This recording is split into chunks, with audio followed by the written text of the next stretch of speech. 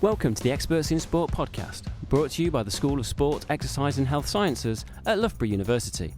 Today I'm with Baz Moffat, former Team GB rower and now CEO of the Well HQ. Baz and the team are on a mission to empower women in health, in work and in life. And we're here to talk about the mission today, with a focus on the fitness industry. We're going to discuss the lack of female-specific education related to fitness and how the Well HQ are looking to address these issues by educating people with actionable knowledge. Hi Baz, thanks for joining me on the Experts in Sport podcast. Hello. So today we're going to talk about the lack of female-specific education in the fitness industry and how the Well HQ are attempting to address this.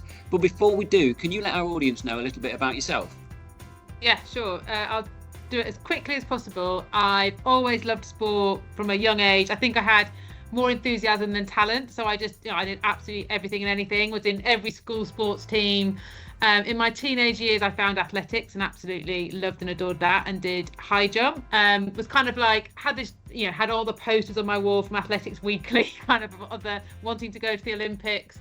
But got to university, and nowadays I'd have been, diagnosed with REDS and lost my menstrual cycle, started to train harder, but get worse. And I think that's probably quite common for many athletes, having left their home setup and being surrounded in university with people that just seem to be so amazing and training really hard and better than you. You just kind of copied them. But as I was copying them, I was getting worse and worse and worse. But I just thought I need to train harder and eat less. So I got myself into a bit of a massively downward spiral with that, and gave up in my final year. And then just kind of thought my ship had sailed when it came to international sport.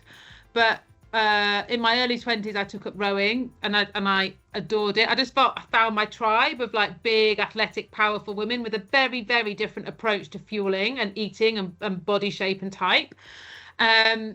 Was really not enthusiastic about the world of work. I was like, oh my goodness, I literally cannot do this. I can't have a corporate job.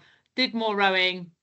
Got onto the British rowing team. There was a few more hurdles that I had to kind of jump over, but essentially got onto the British rowing team. Was on the British rowing team for 4 years, back in sort of 2004, 2008. And that was the time of sort of, those of you that can remember, David Brailsford was at British Cycling at the time and kind of introduced this concept of marginal gains, and it spread like wildfire around elite sport. And it's now, it's a very familiar concept to most people. But marginal gains was all around teeny tiny things that you could do that would add up to get you across that finish line faster, which at the time it was exciting. It was really exciting. Like, how can we cut down the number of seconds it takes to get our boat off the water and protein into our mouths? It just felt really quite fun and like innovative. And at the time, we didn't even realize it was a thing, but nobody was addressing the fact that girls were being sick in the boat for a couple of days a month. Some of our back injuries or hamstring injuries would flare up for a couple of days a month, and we'd have to go to Bisham Abbey at like 5 a.m. to release it on the reformers before we went to Caversham to do our rowing. There was no conversation around female health, but at the time, it was a long time ago now, didn't really seem to be a thing. So after rowing, I became a personal trainer, got into the fitness industry, loved it, had some children, got obsessed with pelvic health, and anyone listening that's had kids will understand why I got obsessed with pelvic health, and started training just women. And I just couldn't believe how little women knew about their body, like total ignorance about their bodies. Not because they were stupid or not interested, because it just wasn't part of the conversation. And at that point, I was like, oh my goodness, I need to influence more than Southwest London, which is where I live. I need to kind of go bigger with this. And that kind of, I was just open to meeting women in this space. And that's when I came across Dr. Emma Ross and Dr. Bella Smith. And we co-founded the Well 4.5 years ago. And that was really to educate everybody in the fitness and sports industry that's working with girls and women about the female body. There's so many things I've scribbled down there to kind of ask you and touch upon. And as you know, we've got a bit of a draft of things to go through, but we're going to jump all over the place and let's just go with it.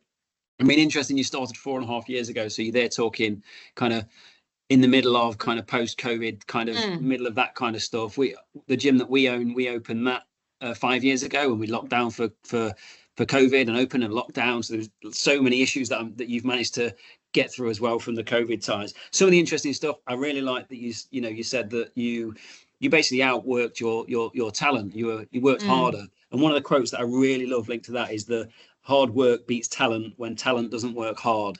Sounds like your career was all about that, which I think many athletes and if and parents of children, things like that, working hard is that number one thing that will get you there if you really want it. But then the other bit, you found your tribe, because you'll have people doing different sports and different things and not liking them, and it's like, sports not for me, or this isn't for me. Fitness is such a big term.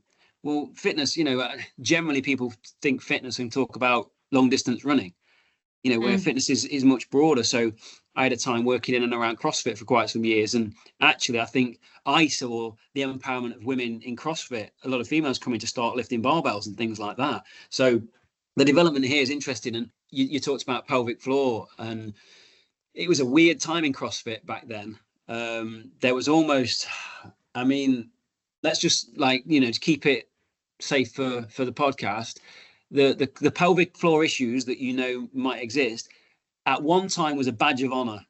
Those were the words that were just about to come out of my mouth, and that was that horrific video that was like going round about how if you push yourself so hard in a workout or the CrossFit Games that you lose control of your bladder, well done you. That's a badge of honor, and that's a sign that you're on the edge. And if you're not working hard enough. Outrageous. Yeah. That was, in my opinion, that was a thing back then. But hopefully we've kind of moved on quite a lot from then. There's loads of things to touch on. You also mentioned kind of athlete well-being and mentioning you guys when you were in the boat. And I hear this phrase around athlete well-being a lot. And we're not just here to talk about athletes, but we can touch upon it, and we can touch upon, the general population. But there is a lot going on with athlete well-being and education. And it'd be interesting to see what your thoughts on that at that elite level, whether that's something that's actually being implemented or not. Because, and I'm not talking female here, but from some of the things I've seen, I think we talk about well-being, but actually we still want to win, or we still want to perform, and we're still pushing ourselves beyond those healthy boundaries in all levels of sport. And it'd be interesting to see what you think about that. So using that CrossFit example that we just spoke about there with the pelvic floor, what levels are people being pushed to, and how hard should they be being pushed from a health perspective? I think it's an interesting question. I don't know whether we've got, any room to talk on any of that. Yeah, I think we absolutely have. And I think we have to fundamentally believe that health and high performance can sit alongside each other. I think we are, and I think as parents, as coaches, as people responsible for high performing athletes, we can no longer have this set belief on shape, weight and size and pursue high performance at all costs. And I think that is the maturity of coaching, right? So I think we are, and of course there are going to be examples outside of the UK and probably within certain sports within the UK, and and arts as well, and the arts as well, where that doesn't happen. But I think there is enough evidence. When I said I lost my menstrual cycle back in probably around 2000, we just thought there would have been some emerging evidence, but we really just thought the menstrual cycle was there to help you get pregnant, and if you didn't have a menstrual cycle, it didn't really matter. And many athletes were losing their menstrual cycles, so it felt fairly normal. We now have a very robust evidence base to show the consequences of not starting your menstrual cycle in your teenage years, or losing your menstrual cycle in your early 20s, on your bone health, on your mental health, on your adaptation to training, on your all of that kind of stuff. And so actually, as sports and as coaches and as parents, we have a duty of care. However, that is a lot easier said than done. And I think, there's lots of examples of, if you have a child or a young woman, girl, a woman doing brilliantly, but she's under fueling, she's on her downward spiral, how are you actually going to pull her out of that high performance system? And what does that look like? So Norway have done an absolutely fantastic job of supporting, the athletes' menstrual cycles. And they don't just say, right, off you go away and get your menstrual cycle back, and you can come back into the high performance system. Because you can imagine athletes that have their whole system is identity as being an athlete. They then support them to get fit and healthy and come back in. But there are also really poor examples of people said, go off, you've got to leave, and that just puts them even further into that downward spiral. So it is doable, and I generally feel like all the amazing work that's happened with concussion, where it's not up to the player if they remove themselves from the field of play. It's up to a doctor. It's not up to their coach. It's not up to that player. It's not up to someone with that emotional attachment with that person. But we have to create a system where we catch the girls and the women that are doing harm to their body, future harm to their body, and it's the right thing to do. But that is very easy to say and a lot harder to implement. 100%. And I think, we've started there talking about the menstrual cycle. Can you, because I think this can frame what we're going to talk about as we move forward around personal trainers and education. Could you just dig a bit deeper into that menstrual cycle piece? Because we started talking about athletes, but I think this is it's a general population thing as well. We had situations, it was with people, general population doing CrossFit, where we could talk about this. But what is it that this evidence is saying now as why are people losing their menstrual cycle? Because you mentioned under fueling. Is that what it's linked to? Is it linked to the under fueling? Is it linked to overtraining? So it's an imbalance of, you are not fueling your body enough to cope with the amount of training, the amount of energy that it is requiring at that time. So, and losing the menstrual cycle is only one.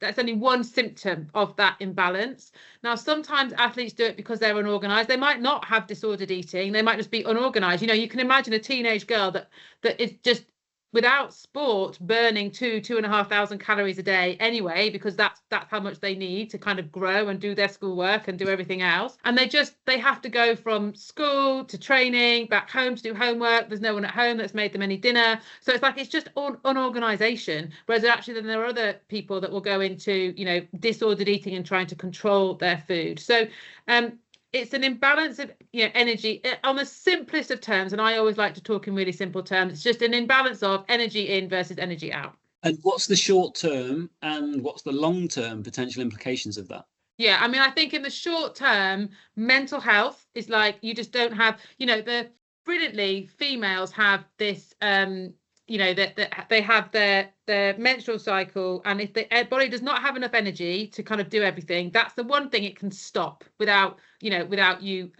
compromising your day-to-day function. So our brains have to work, our lungs have to work, our heart has to work. So it kind of prioritizes energy to all the things that have to happen. All the kind of nice to have stuff like being fun, having energy for your friends, being able to concentrate in a classroom setting, being able to adapt to a training session, all of those nice to haves is where energy will be cut from. So over time, if we are on a daily basis imbalanced within our energy in and energy out, our body will be able to do less and less stuff. Now, that's not a big deal if you do it for a month or a couple of weeks or a day. But if you're doing it month on month on month, year on year on year, and especially in those sort of teenage years and early 20s, bone health is you don't lay down the strong bones, and we know that from the age of 30 our bone density starts to reduce. Now if you're starting from a lower base, then you haven't set yourself up well to do that.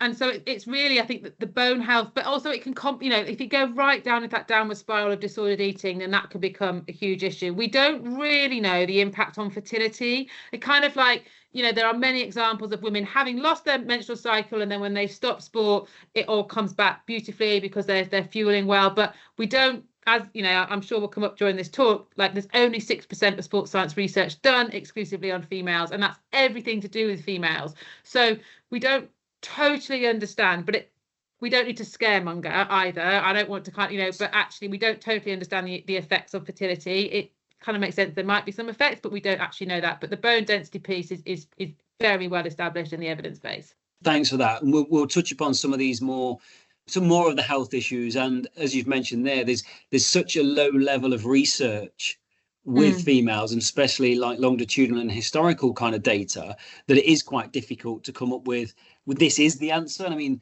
I like the fact that when we first met, you mentioned that your education is actionable.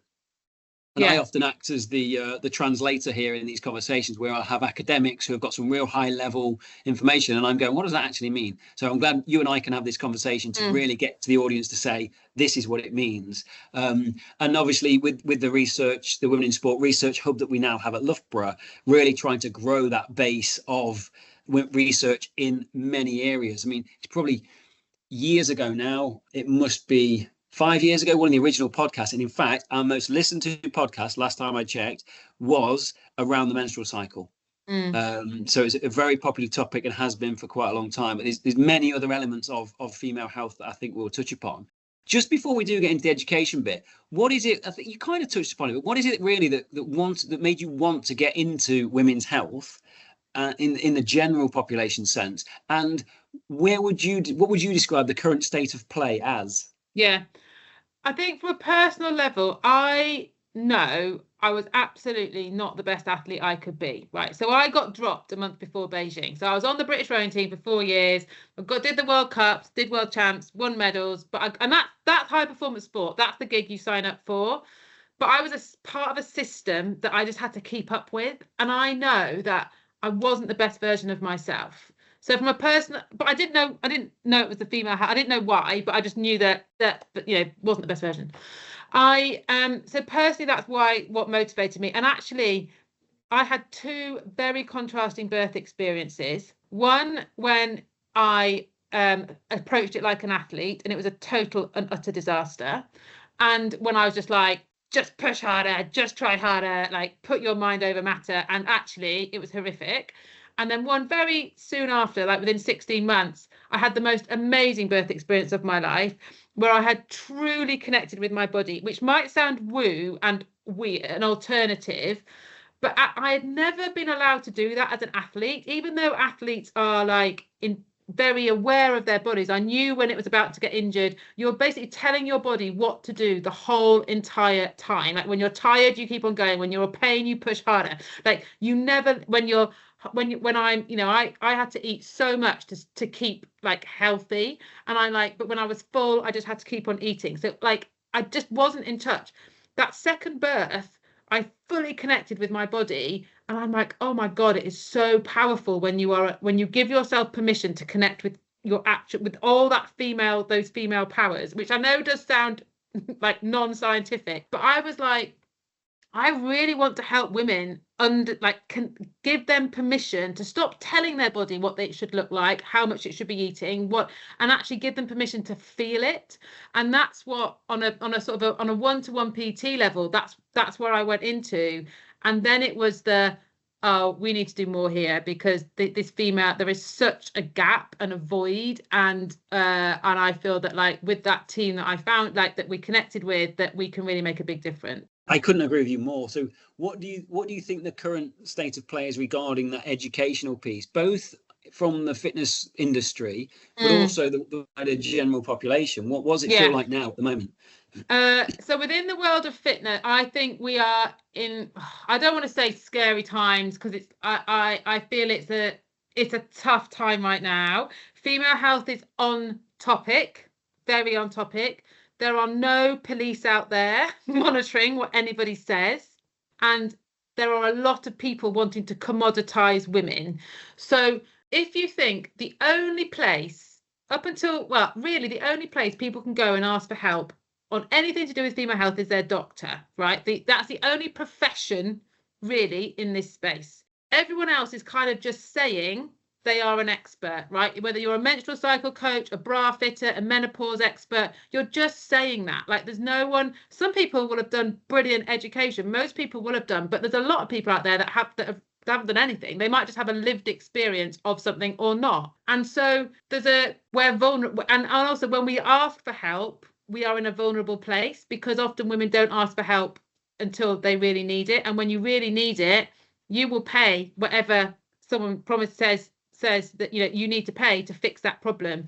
And so I worry that the people that are wanting to sell stuff to you have the biggest budgets, and the people that are actually the sensible people have no experience or interest in marketing or commercializing their situation, and so the right information is not getting through, and that really does concern me, that women are not being, and also we don't even know where to go for that right information. That is one reason I love doing this podcast, and obviously, being a gym owner myself and working at Loughborough, it's brilliant because I can ask those questions that I know our gym members ask. And I've seen things in the fitness industry where, nutrition as an example. Who knows the answer? Our mantra in our gym is a diet that works for you, and that is a bit going back to what you were mentioning, being a bit woo woo. It's like, well, if that works for you and it's getting towards the goals that you want, then that's brilliant. Do I need to do intermittent fasting? Do I need to do the Atkins diet, the zone diet, the paleo diet? Like all these things that are out there. Again, there's evidence that loads of them work, but they might work for you and not for somebody else. And that comes back to what you mentioned about something that where you can feel your body and you can understand your body and understand what's going on. We talk about results a lot. Everyone seems to think results means weight loss. Really, we try and get the message across that no, it doesn't. Results could mean you actually wanting to walk in that gym door and turning up. That's a result for many people. I could go on about that forever. But you with the Well HQ, you obviously are looking to empower women in health, in work, and in life. And you've highlighted this lack of female-specific education in the fitness industry. Can you tell us about the current educational requirements to become a fitness instructor or a personal trainer, and kind of also like how this lack of female education can lead to poor experiences for women, injuries, potential impact on motivation, and from a personal trainer's perspective, client retention? What's your thoughts on that? So, I think you can even broaden out that question. So, PE teachers, personal trainers, sports coaches can be fully qualified, fully educated, fully insured to do their jobs, and have zero education on the female body. Right. Let me throw in, I am all three, right? I'm a qualified PE teacher, I'm a qualified personal trainer, and I'm a qualified coach. And I 100% agree with you. Yeah. And until the system tells you, Martin, that you actually, if you're going to work with women, if you're going to coach girls, if you are going to be a football coach, you have to have education about, at appropriate levels, like the majority of this sector will not do anything. So I think that is huge. So right now, to be a personal trainer, you have to have a level 3 diploma. And to get your level 3, you have to have your level 2. And some courses are 4 weeks. Generally, it takes people a couple of months. You can do it all online. You can do, some of it will be interactive. Some are good, some are not so good. They have to adhere to, I think, 10 professional standards, and none of them are female specific. Yet we know that most personal training clients are women. Like most of them are women. And actually some people will exclusively just train women. Now, when I had my baby, there were, postnatal, like sort of pram classes or whatever. You just assume as a woman, you assume as a postnatal mum that postnatal trainer will have a postnatal qualification. You don't need it.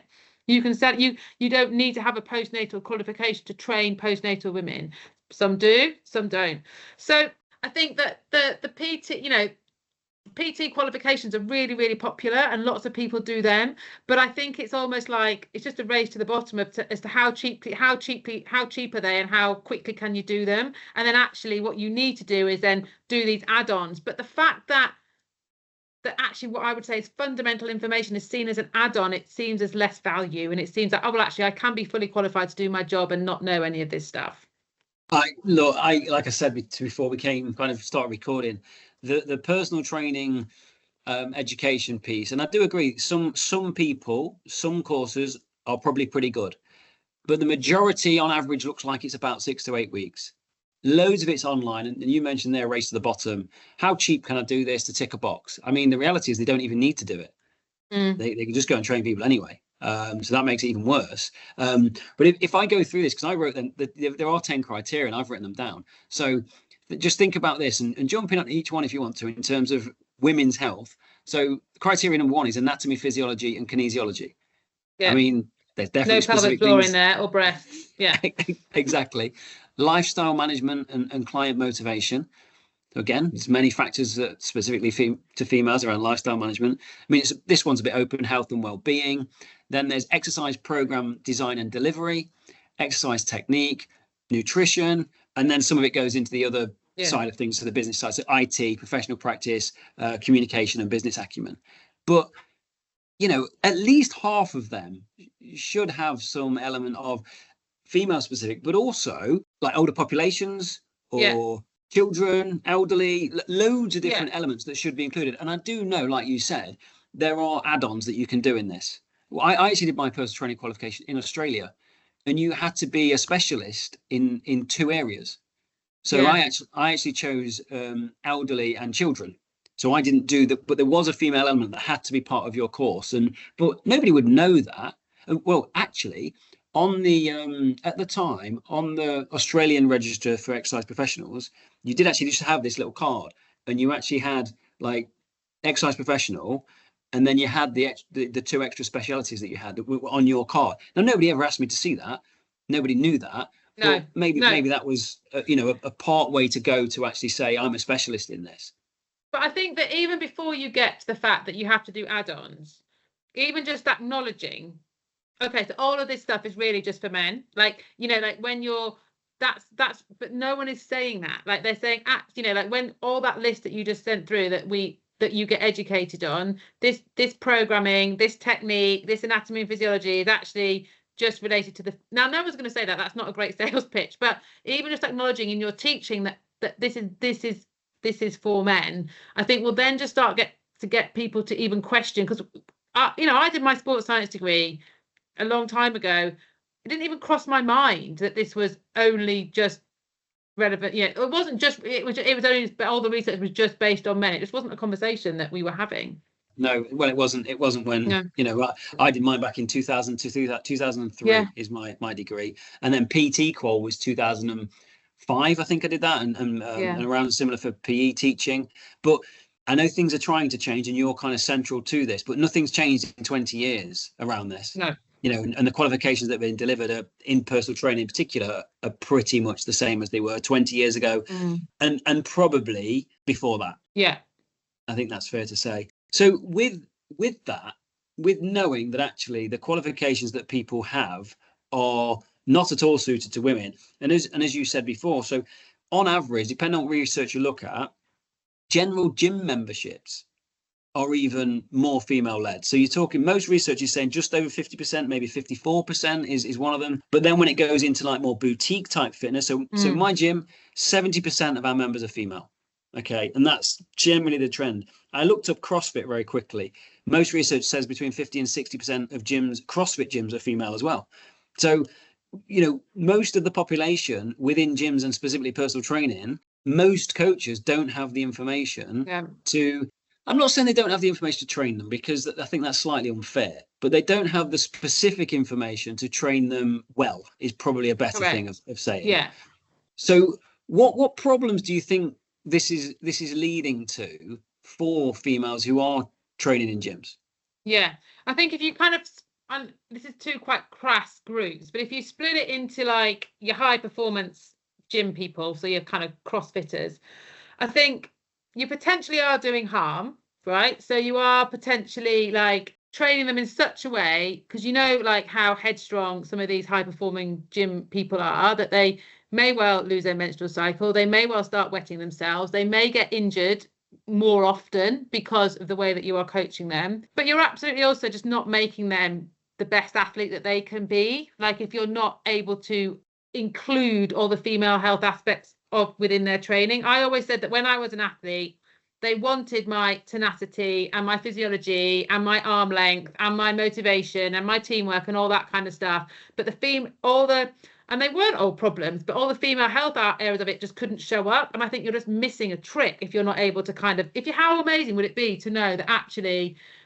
your clients back flares up like in week 3 of her cycle. Okay, now that does not mean she cannot perform at her best on week 3 of her cycle, but what that means is she needs a different warm-up, she needs a different hydration strategy, she needs to cool down differently. Actually, if you can adapt to training, that would be great, but if you can't, like, you just need to do things differently, and having that information will just make you a much better trainer. So I think in the high performance space, it is really good to be able to include it in that conversation. I think for your general population, they might, like you were talking about nutrition and diets. Like if you're like, your belief system is that like you shouldn't eat before training, or intermittent fasting is great, or like, people need to cut down carbs, etc.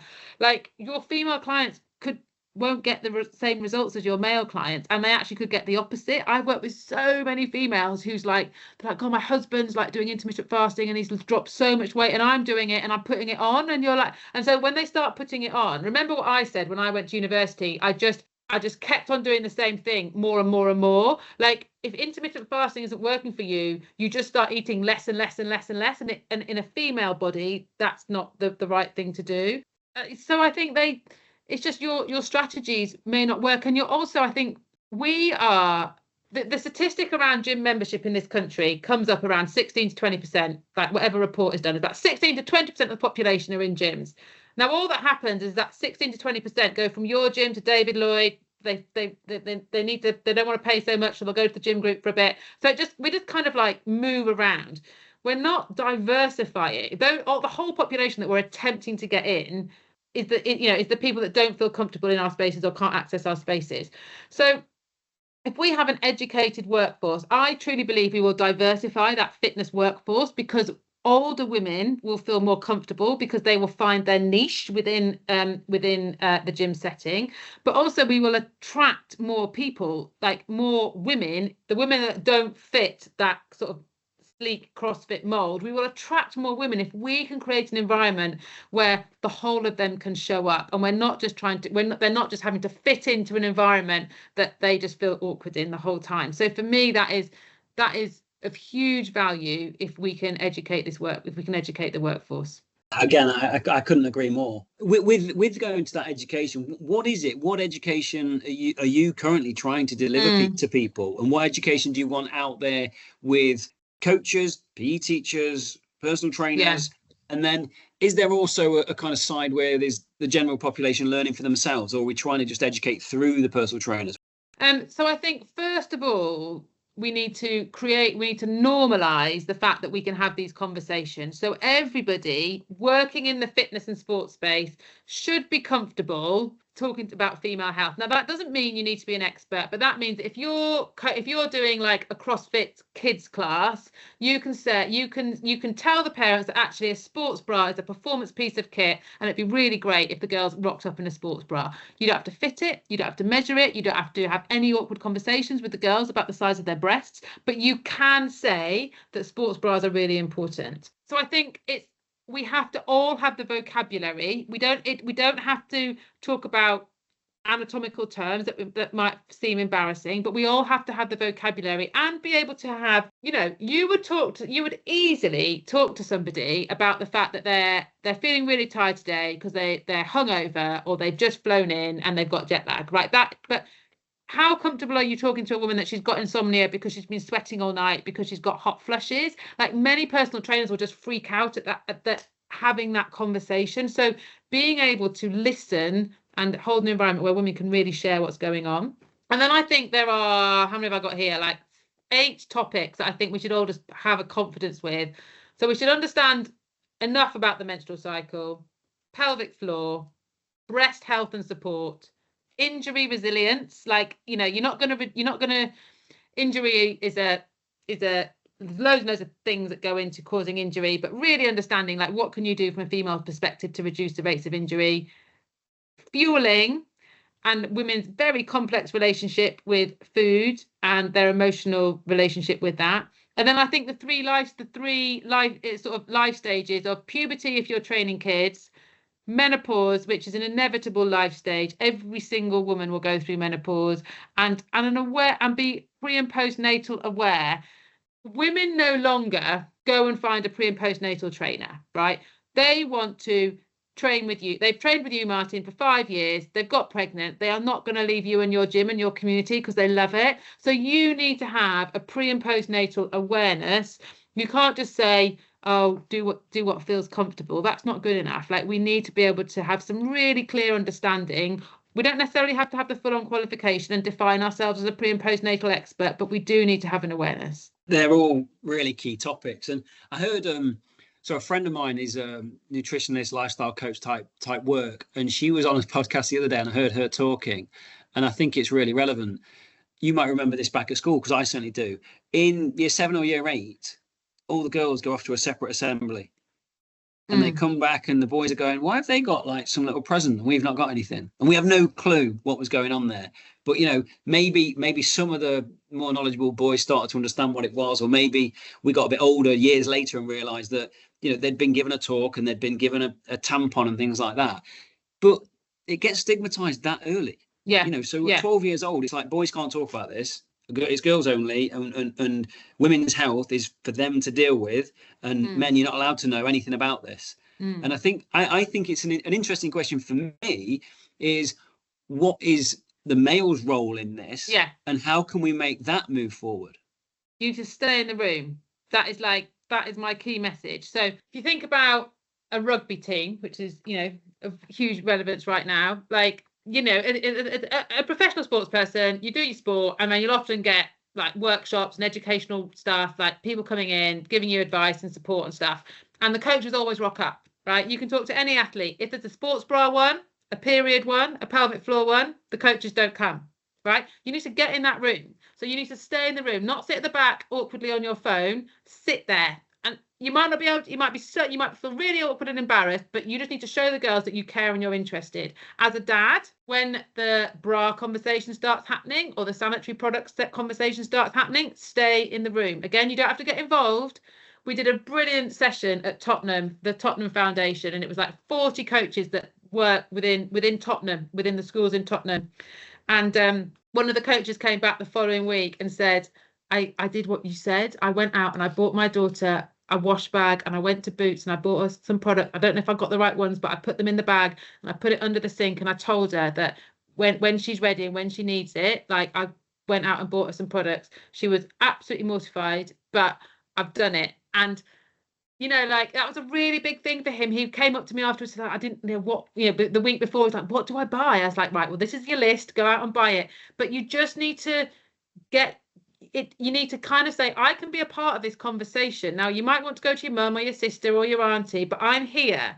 And I think for dads, you know, often their relationship with their daughters is through sport. They will go and watch sport. They will go and take them to their weekend, you know, matches. Now, if you've got a daughter that she's in the car, she comes on a period, she daren't say to you, Dad, can we go to the garage and pick up some pads because I haven't got any? She will spend the whole Saturday going in and out of the toilet, putting toilet roll in her pants because she hasn't got access to products. And so just stay in the room. And I know that's like, it feels really, really basic, but don't. And it's the same in meetings. Like, if you're in a professional setting and, you know, you're in a meeting about, you know, like diversity and inclusion meeting, or a meeting about staff retention, and they come on to say, like, okay, so what's our postnatal policy look like? What's our menopause policy look like? Do not look at the menopausal woman to kind of like sort that out. It's a get involved, and you might not get it right. You might trip up over your words, like, but that's fine. Like, I think men just have to think, okay, like, I have a role to play here. I just think that this female health topic is about females, not for females. And I think that we all have a responsibility, a duty, whatever word you want to use, to kind of come into this space, because less women are doing exercise in this country than men. And that starts at the age of 5, and it gets worse and worse and worse. And when we do exercise, we're more likely to get injured. And so this is an everybody problem and solution. And I think that everyone has a role to play in it. I think that's a great statement. Yeah, it makes things very clear to me. And I do think it stems back to some of that stuff at 12 years old, where we get pushed aside and then we go, well, it's not for us then. Whereas actually we as men who are involved, you know, I'm grassroots coaching. I take my daughter to loads of different things, and there's many men that do. You know, I think we do need to be involved in that conversation. We do need to kind of help, you know, with pushing aside that stigma, and that might push through the generations. So that's something that will definitely challenge me and potentially, you know, friends of mine that I might push on that. So really appreciate that. It's a really, really valuable comment. I'm conscious of time a little bit, and I just wanted to kind of push on and just gain some key nuggets, I suppose, from yourself that we could kind of move forward right now. And I remember when we first met, you mentioned that you love to keep things simple. So can you kind of, you know, give us some simple things like that you just mentioned there was one, but are there some other simple things around nutrition and training that people can go and implement straight away as a coach? So just, you know, a few different things that would make a difference instantly, and then we can touch upon more of like what they can do to start developing further knowledge. So if you want quick fixes, essentially, or simple things that you can do, you need to have free menstrual cycle products available in the place where you work. So in your gyms, 90% of women will at some point in their life start their period and they won't know that it's coming. And it's not because they're unorganized or they're lazy or they don't understand their bodies. It's just because our bodies are not machines. And sometimes our period comes a lot earlier or a lot later than we were expecting. So free period products. Now, most people will be like, oh, that's going to be expensive. They're all going to be stolen. They won't be. If you just keep it, they won't be. So we need to do that. Remove star jumps from your warm-ups. And star jumps are like Olympic level when it comes to pelvic floor. And nothing is going to stop me exercising and nothing is going to stop me doing sport. But that next level down from me, who have like known that, oh, I know I need to do fitness, I know I need to do sport, I haven't done it for a while. They go to a class, you do star jumps and they wet themselves straight away. They are not coming back to that class. And I just think a star jump is a junk exercise. Like, warm up the body in a low impact way. And if you are going to need to do high impact stuff, make sure there's an alternative that doesn't look like they're doing a 1 out of 10 version of what you actually want them to do. So no star jumps. And I think about equipment is not designed for a woman, and it's definitely not designed for a 5'4" woman. So if you have larger chested women and you've got people lying on the floor doing a quad stretch, that really hurts women's breasts. So if you've got, think about like the exercises you are getting people to do and the equipment you are getting them to use. Now, that you can make adaptations to different types of equipment, but really thinking that actually for small women with smaller hands or bigger breasts or who are just small, like it's quite challenging to kind of sometimes use the equipment that you may well have laid out for that circuit or that session. Those are the main ones. And I think that just being able, and I think this one, you don't have to fix it, right? So a woman might share with you that she wets herself when she's doing star jumps or skips, or she might say that she just keeps, she's really embarrassed that she keeps forgetting everyone's names because she's suffering from brain fog. Like, you don't have to fix that. Like, you just have to hold the space and say, God, that sounds really tough. Like, would it be like, so next week, should we try this instead? And you have many examples of working with people that you don't have a lived experience of what they're going through. So that might, everyone will have worked with someone who's had a heart attack or had cancer or is overweight and obese, and you don't have a lived experience of that. But PTs are amazing at building rapport and communicating, and that's the bit you need to tap into and just say, God, that sounds hard. Like, what should we try this next week? If you come, should we make sure that we do a really great cool down so that you get a good night's sleep? Or just kind of really start to tap into those communication and rapport building skills. That's some really good, quick tips. And I'm pleased to say that the first one on your list we do within our gym already. So yes, well done. We've got that. And I think, you're always going to have, and also be prepared to be out of your depth in a heartbeat in this space, right? You're going to feel like, because women have, even yesterday, like someone was doing a menstrual cycle talk in their gym, and a woman said one of the questions was, so I'm trying to have a baby.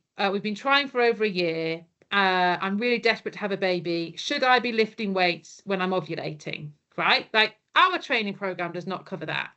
But you can imagine that you're at the front of a room and someone said, you're like, oh God, I don't know, like, should you be lifting heavy weights when you're ovulating?